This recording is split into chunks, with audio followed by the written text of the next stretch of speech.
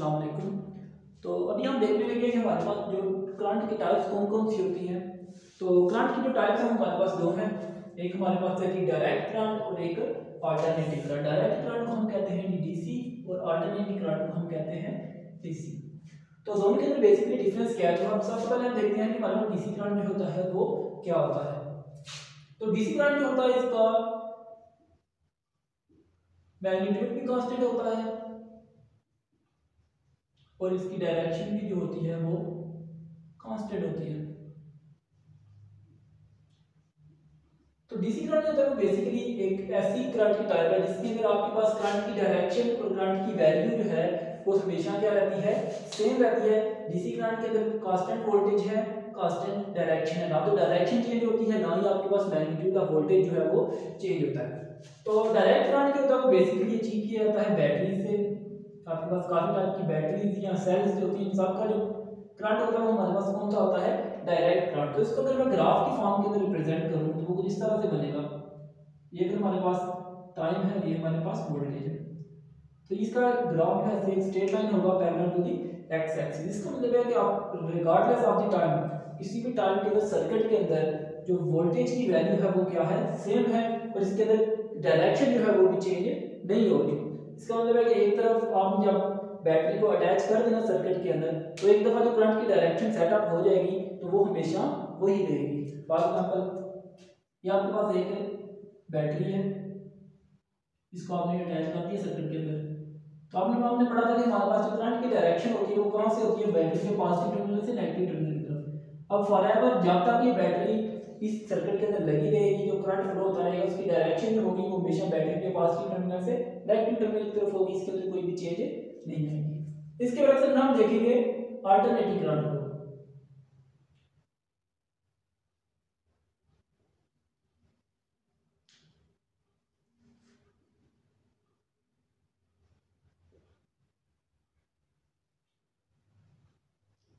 तो हमारे पास जो अल्टरनेटिव करंट होता है या एसी होता है, इसका आपके पास मैग्नीट्यूड भी हर टाइम चेंज हो रहा होता है, साथ में इसकी डायरेक्शन जो होती है वो भी चेंज होती रहती है। अब ये हमारे पास जो अचीव होता है वो बेसिकली ज्यादा जो है हम जनरेटर से अचीव करते हैं। अब जनरेटर काफी टाइप के होते हैं, आपके पास हीट एनर्जी से चलने वाले जनरेटर हैं, इसी तरह आपके पास पानी से चलने वाले जनरेटर हैं, तो वो डिफरेंट टाइप के जनरेटर हैं, लेकिन ये ज्यादातर जनरेटर जो होते हैं वो अल्टरनेटिव करंट जो होता है वही सप्लाई करते हैं। तो इसकी अगर मैं ग्राफिकली आपको समझाना चाहूँ तो किस तरह से बनेगा, अगर आपके पास वोल्टेज और टाइम के दरमियान में ग्राफ ड्रा किया जाए कुछ इस तरह से होगा, जैसे आपके पास साइन वेव होती है।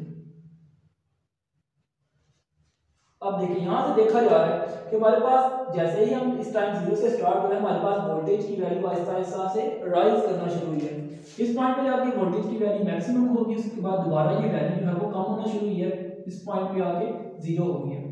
अब हमारे पास क्या होगा कि हमारे पास डायरेक्शन ऑफ करंट जो है वो चेंज हो गई है। पहले करंट की डायरेक्शन पॉजिटिव थी, अब ये बिलो दिस एक्स एक्सिस चली गई, इसका मतलब है हमारे पास डायरेक्शन जो है वो चेंज हो गई है। अब इसी तरह डायरेक्शन फिर चेंज होने के बाद नेगेटिव वैल्यू जो है वो मैक्सिमम पे गई, फिर ये दोबारा जीरो पे आई। अब दोबारा डायरेक्शन जो है वो चेंज होगी, अब डायरेक्शन दोबारा क्या होगी, पॉजिटिव होगी। इस तरह से अगर आपके पास अल्टरनेटिव सोर्स है, एक अल्टरनेटिव सोर्स को इस तरह रिप्रेजेंट किया जाता है। तो इसको अगर आप सर्किट के अंदर लगाते हैं तो क्या होगा कि ये जो टाइम होगा हाफ साइकिल का, इसके अंदर इसका ऊपर वाला टर्मिनल पॉजिटिव, नीचे वाला नेगेटिव, तो आपको करंट की डायरेक्शन जो होगी वो ऐसे डाउनवर्ड होगी। लेकिन हाफ साइकिल गुजरने के बाद ऊपर वाला टर्मिनल नेगेटिव हो जाएगा, नीचे वाला टर्मिनल पॉजिटिव हो जाएगा, तो आपके पास करंट की डायरेक्शन जो होगी वो अपोजिट हो जाएगी। तो इस तरह हम देख सकते हैं कि हमारे पास अल्टरनेटिव करंट के अंदर करंट की वैल्यू और साथ में उसकी डायरेक्शन हर टाइम क्या हो रही होती है, चेंज हो रही होती है। तो हमारे पास जो एसी टर्म्स का होता है, जो टाइम पीरियड और फ्रीक्वेंसी होती है। टाइम पीरियड क्या होता है कि वो टाइम जिसके अंदर हमारे पास एक साइकिल है वो कंप्लीटली कंप्लीट हो जाता है। फॉर एग्जांपल आपके पास साइकिल के अंदर दो चीजें हैं, एक पॉजिटिव हाफ साइकिल है, एक नेगेटिव हाफ साइकिल है। तो इस पॉइंट से लेके इस पॉइंट तक जिसके अंदर हमारा एक पॉजिटिव हाफ साइकिल और एक नेगेटिव हाफ साइकिल मिलकर कंप्लीट साइकिल बना रहे हैं। इस कंप्लीट साइकिल को कंप्लीट करने के लिए जितना टाइम रिक्वायर्ड होता है उसको हम कहते हैं टाइम पीरियड। और दूसरी चीज है फ्रीक्वेंसी। तो फ्रीक्वेंसी हमारे पास क्या है, फ्रीक्वेंसी जो होती है वो रेसिप्रोकल होता है टाइम पीरियड का। अगर आपके पास 1 सेकंड का टाइम है, आप 1 सेकंड का टाइम नोट करते हैं और उसके अंदर जितने साइकिल्स जो हैं किसी एक पॉइंट से पास होते हैं उसको हम कहते हैं फ्रीक्वेंसी। तो पाकिस्तान के अंदर जो एसी यूज हो रही है उसकी फ्रीक्वेंसी है 50 हर्ट्ज। इसका मतलब यह है कि इस 50 हर्ट्ज फ्रीक्वेंसी का मतलब यह है कि अगर आपके पास एक साइकिल है तो एक साइकिल के अंदर कितने साइकिल पास होते हैं 50 साइकिल, और एक साइकिल के अंदर डायरेक्शन कितनी होती है दो, एक पॉजिटिव डायरेक्शन और एक नेगेटिव डायरेक्शन। इसका मतलब है कि अगर आप पाकिस्तान के अंदर जो एसी यूज हो रही है उसकी फ्रीक्वेंसी 50 हर्ट्ज है, इसका मतलब यह है कि इसकी डायरेक्शन एक सेकंड के अंदर 100 दफा चेंज होती है। इसका मतलब है 50 उसके अंदर हाफ साइकिल गुजरते हैं, पॉजिटिव हाफ साइकिल गुजरते हैं, और 50 उसके अंदर नेगेटिव हाफ साइकिल गुजरते हैं। अब हमने देखा है कि हमारे पास कंपैरिजन दोनों का क्या है, हमारे पास एडवांटेजेस क्या हैं। तो एसी के हमारे पास एडवांटेज जो है वो ज्यादा है, तो वो हमने देख लिया। तो पहला एडवांटेज ये है कि हम एसी को ज्यादा लंबे डिस्टेंस के ऊपर ट्रैवल करवा सकते हैं।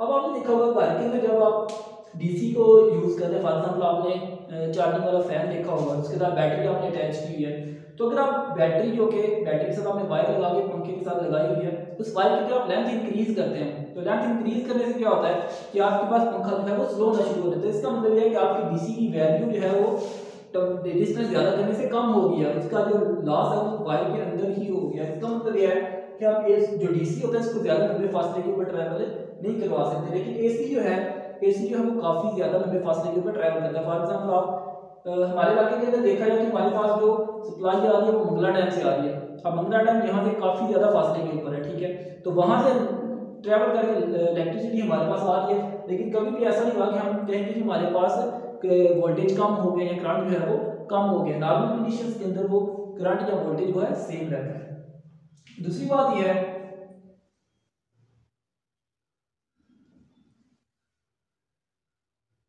कि आप अल्टरनेटिव करंट में एसी को इजीली स्टेप अप या स्टेप डाउन कर सकते हैं।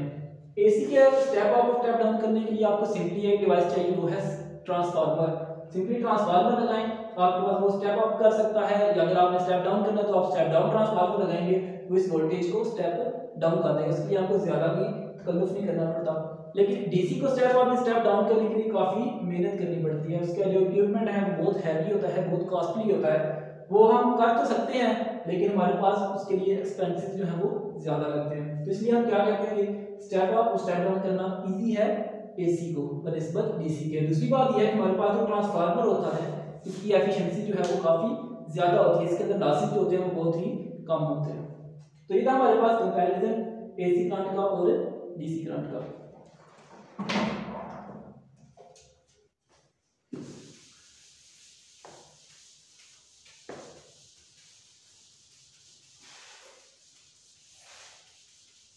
तो नेक्स्ट ये टॉपिक है हमारे पास कंपोनेंट्स ऑफ सर्किट या सर्किट कंपोनेंट्स।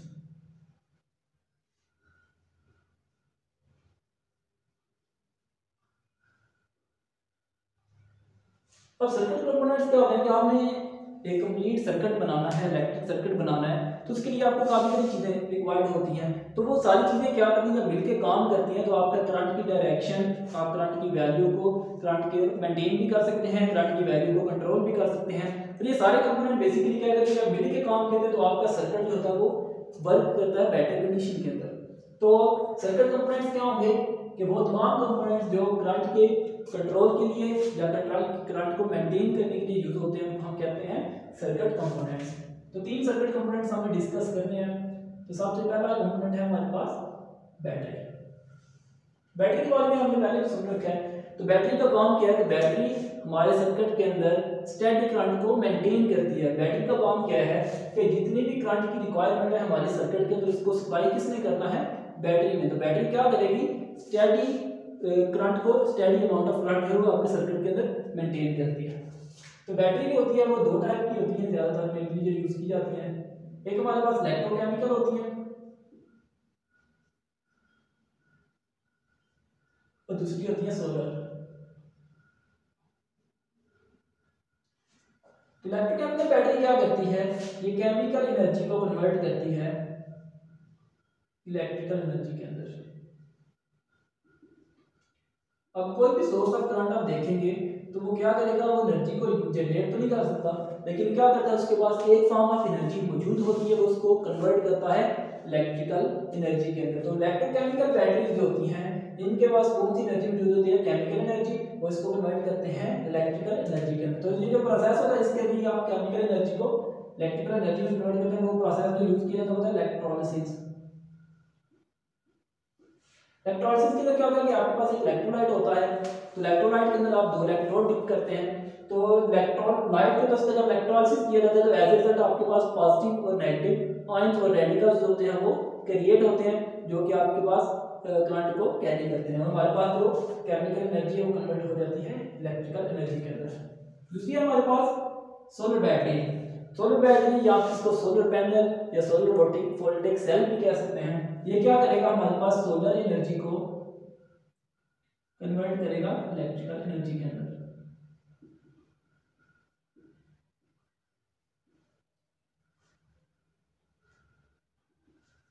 तो इसके अंदर क्या होता है कि आप solar cell solar battery use करते हैं, तो सोलर एनर्जी जो होती है वो फॉल करती है उसके ऊपर, वो उसको कन्वर्ट कर देता है इलेक्ट्रिकल एनर्जी के अंदर। वो इलेक्ट्रिकल एनर्जी आप अपने पास स्टोर कर सकते हैं, जब आपको जरूरत पड़े आप उसको यूज कर सकते हैं।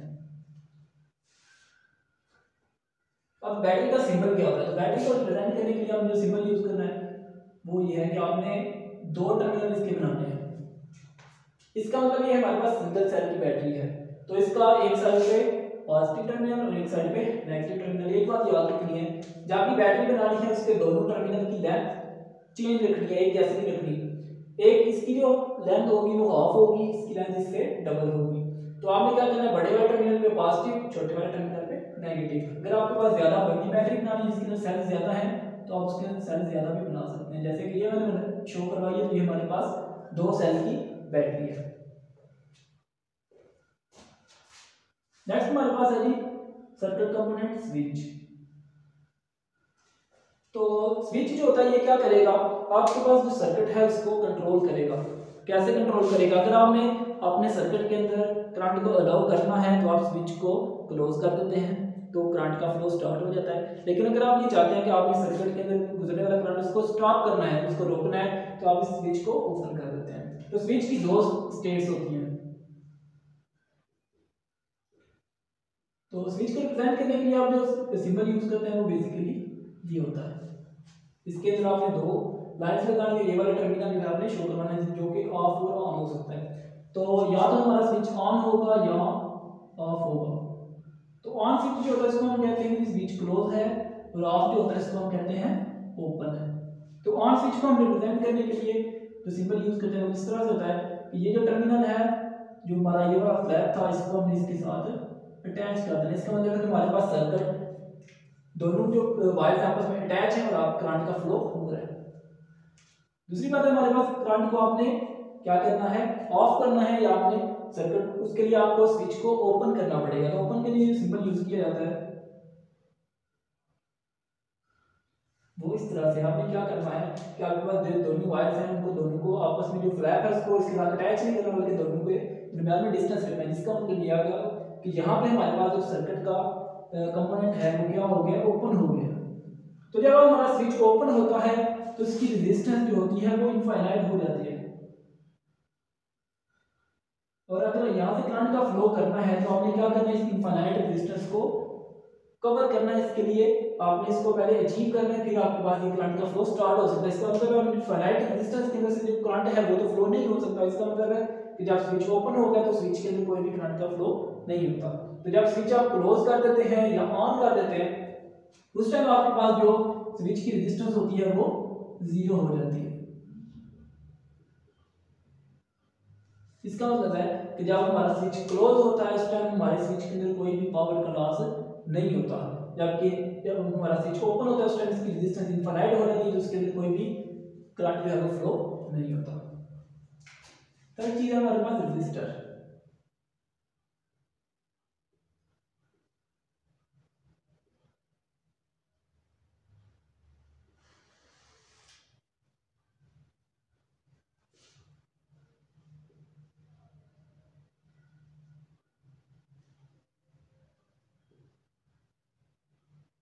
अब रजिस्टर का काम ये है कि ये हमारे पास सर्किट के अंदर जो मौजूद करंट है उसकी वैल्यू को लिमिट करता है जितनी आपकी रिक्वायरमेंट है। आपके पास जो कंपोनेंट्स लगे हुए हैं सर्किट के अंदर, उनके लिए हर एक की जो करंट की डिमांड होती है वो डिफरेंट होती है। तो अगर आपके पास सर्किट के अंदर करंट जो है वो ज़्यादा अमाउंट के अंदर मौजूद है, तो आप उसको कम अमाउंट के अंदर अचीव करना चाहते हैं, तो आप क्या करते हैं, इस रास्ते के अंदर एक रजिस्टर लगा देते हैं। रजिस्टर का काम ये है कि ये करंट को लिमिट कर देगा जितनी आपकी रिक्वायरमेंट है। तो रजिस्टर जो होते हैं ये सिंगल वैल्यू के अंदर भी मौजूद होते हैं, या अगर आपके पास डिफरेंट वैल्यू के रेजिस्टेंस मौजूद हैं तो आप उनको सीरीज और पैरेलल कॉम्बिनेशन के अंदर जोड़ के उनकी वैल्यू को चेंज भी कर सकते हैं। तो रजिस्टर का जो सिंबल होता है वो ये होता है। अब आपने सर्किट के अंदर मौजूद जो रेजिस्टर की वैल्यू निकालनी है, तो उसका फार्मूला है R is equal to V divided by I। तो वोल्ट V हमारे पास क्या है, सर्किट के अंदर मौजूद वोल्टेज जो कि आपने बैटरी लगाई हुई है, और I हमारे पास वो करंट है जो कि आपके रेजिस्टर के अंदर से फ्लो हो रहा है। तो इन दोनों की रेशियो लेंगे तो आपके पास क्या हो जाएगा, हमारे पास रेजिस्टेंस की वैल्यू जो होती है वो आ जाती है।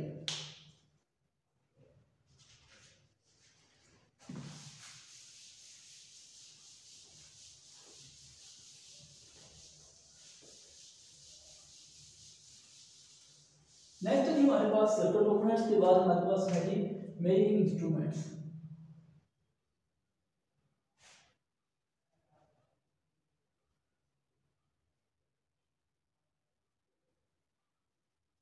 अब हमने देखना है कि हमारे पास सर्किट के अंदर मौजूद जो डिफरेंट एलिमेंट्स लगे हुए हैं उनके अंदर से गुजरने वाला करंट आपने मेजर करना है, आपने वोल्टेज मेजर करने हैं या रेजिस्टेंस मेजर करनी है। तो उसके लिए आप कौन कौन से कंपोनेंट्स जो है वो इंस्ट्रूमेंट्स जो है वो यूज करेंगे। तो वो तमाम इंस्ट्रूमेंट्स जो कि आपके सर्किट के अंदर मौजूद डिफरेंट पैरामीटर्स को मेजर करने के लिए यूज किए जाते हैं उनको हम कहते हैं मेजरिंग इंस्ट्रूमेंट्स। सबसे पहले हमारे पास है गैल्वेनोमीटर।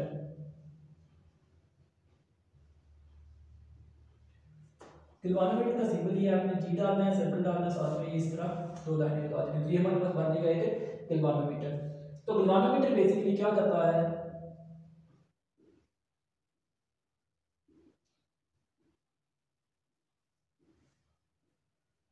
गैल्वेनोमीटर का यूज किया जाता है किसी भी सर्किट के अंदर डिटेक्शन ऑफ करंट के लिए। गैल्वेनोमीटर क्या करता है, सिर्फ करंट की डिटेक्शन करता है, ये करंट की मेजरमेंट नहीं कर सकता। जब भी आप इसको किसी सर्किट के अंदर अटैच करेंगे तो ये आपको ये बताएगा कि इस सर्किट के अंदर करंट मौजूद है या नहीं है। लेकिन अगर आपने ये मालूम करना है कि अगर वहां पे करंट मौजूद है उसकी वैल्यू कितनी है, तो वो वैल्यू आपको ये गैल्वेनोमीटर नहीं बता सकता, उसके लिए आपको एमीटर जो है वो यूज करना पड़ता है। तो गैल्वेनोमीटर का जो प्रिंसिपल है वो ये है,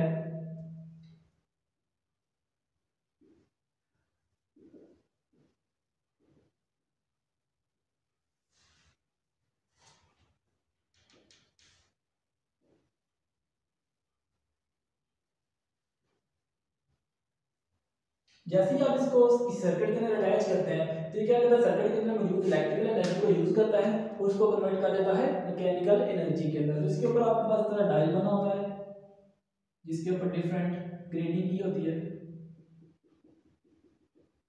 इसके ऊपर एक मीटर मौजूद होती है। तो जैसे ही आप क्या करते हैं, इसको सर्किट के अंदर अटैच करते हैं तो इसके अंदर लगा हुआ इलेक्ट्रोमैग्नेट उस इलेक्ट्रिकल एनर्जी को कन्वर्ट कर देता है मैकेनिकल एनर्जी के अंदर, और वो मैकेनिकल एनर्जी जो होती है इस मीटर की मूवमेंट के फॉर्म के अंदर आपको नजर आती है। तो जैसे ही आप इसको सर्किट के अंदर लगाते हैं, ये मीटर जो है वैसे नॉर्मली जीरो पे होता है, लेकिन जब आप सर्किट के अंदर लगाते हैं तो ये सर्किट की एनर्जी को कन्वर्ट करता है मैकेनिकल एनर्जी के अंदर, आपको डिफ्लेक्शन के फॉर्म के अंदर बताता है कि सर्किट के अंदर करंट मौजूद है या नहीं मौजूद। तो नेक्स्ट हमारे पास है कि एम्पीयर मीटर। इसको हम शॉर्ट फॉर्म के अंदर एमीटर कहते हैं, और इसका सिंबल इस तरह होता है कि आपने ए डालना है, साथ में इस तरह दो लाइंस लगा देंगे। तो इसका जो नाम ड्राइव किया गया है वो ड्राइव किया गया है करंट के जो एसआई यूनिट है हमारे पास एम्पीयर, उससे इसको हम एम्पीयर मीटर भी कहते हैं, और साथ में शॉर्ट फॉर्म में इसको हम एमीटर भी कहते हैं। तो ऐसे नाम से जाहिर है कि एम्पीयर मीटर ने क्या करना है, आपके सर्किट के अंदर मौजूद जो करंट है उसकी वैल्यू को कैलकुलेट करना है, क्योंकि गैल्वेनोमीटर आपके पास करंट की डिटेक्शन करता है, मेजरमेंट नहीं करता। तो एम्पीयर मीटर क्या करेगा, आपके सर्किट के अंदर मौजूद जितना भी करंट है उसको मेजर करेगा। तो एम्पीयर मीटर को यूज करने का तरीका ये है कि आपने इसको हमेशा सीरीज के अंदर अटैच करना है।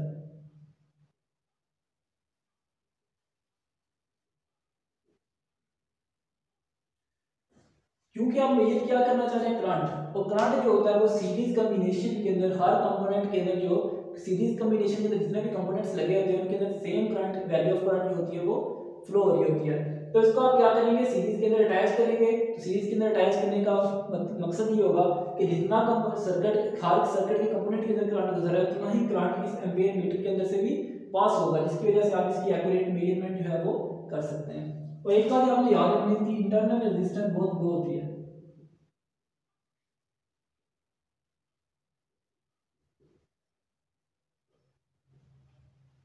आपके पास जो एम्पेयर मीटर होता है उसकी जो अपनी रेजिस्टेंस होती है वो बहुत ही कम होती है, इसलिए आप जब इसको सीरीज के अंदर लगाते हैं तो ये आपके सर्किट का जो करंट है उसको चेंज नहीं करता। और दूसरी बात आपने याद रखनी है कि जब भी आपने इसको अटैच करना है, सीरीज के अंदर अटैच करना है, और डायरेक्ट आपने इसको सोर्स के साथ नहीं लगाना। इसको तब यूज करना है जब सोर्स के साथ कोई ना कोई लोड अटैच है, कोई ना कोई सर्किट का कंपोनेंट अटैच है।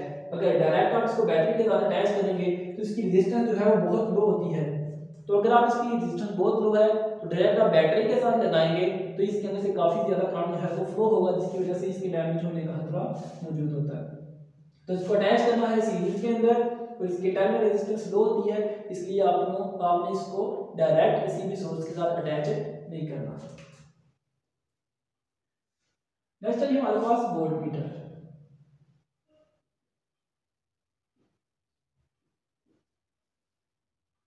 तो वोल्ट मीटर जैसे नाम से जाना है वोल्टेज को मीट करेगा। आपके सर्किट के अंदर जो भी बैटरी लगी हुई है वो कितनी वोल्टेज जो है वो अप्लाई कर रही है वो आपको बताएगा।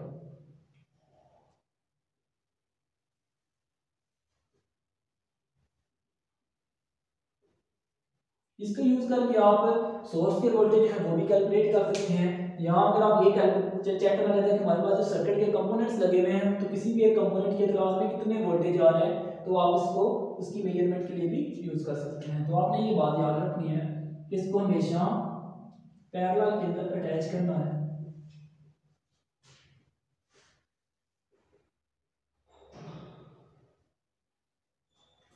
क्योंकि हमारे पास वोल्टेज जो है वो पैरेलल कॉम्बिनेशन के अंदर सेम रहते हैं। जब भी आप कंपोनेंट्स को पैरेलल कॉम्बिनेशन के अंदर अटैच करते हैं तो हर जो कॉम्बिनेशन होता है, जो हर जो रजिस्टर होता है, साथ हर जो रजिस्टर है या आपका कोई भी कंपोनेंट है सर्किट का, तो उसको इक्वली वोल्टेज जो होते हैं वो मिलते हैं।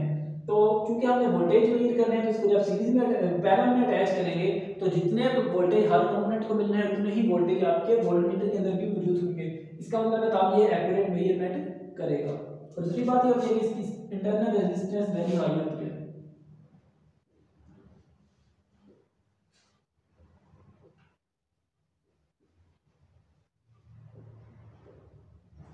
अब इंटरनल रेजिस्टेंस हाई है, इसका मतलब है कि आप अगर इसको किसी डायरेक्ट सोर्स के साथ भी अटैच कर देते हैं तो इसको कोई प्रॉब्लम नहीं आएगी। अगर आपने सोर्स के वोल्टेज कैलकुलेट करने आप डायरेक्टली इसको सोर्स के साथ अटैच कर सकते हैं तो इसको कोई भी नुकसान नहीं होगा। लेकिन अगर आप इसको अटैच करेंगे सीरीज के अंदर तो सीरीज के अंदर क्या होगा कि इसकी रेजिस्टेंस चूंकि हाई है तो ये आपके सर्किट के अंदर जो मौजूद करंट होगा उसकी वैल्यू को अल्टर कर देगा, उसकी वैल्यू को चेंज कर देगा। तो आपके पास करंट के जो वोल्टेज होंगे उसकी एक्यूरेट मेजरमेंट आपके पास नहीं हो सकेगी। तो ये थे हमारे पास मेजरिंग इंस्ट्रूमेंट्स जिनको यूज करके आप डिफरेंट जो वैल्यूज हैं आपके पास इलेक्ट्रिकल कंपोनेंट्स की उनको आप मेजर कर सकते हैं।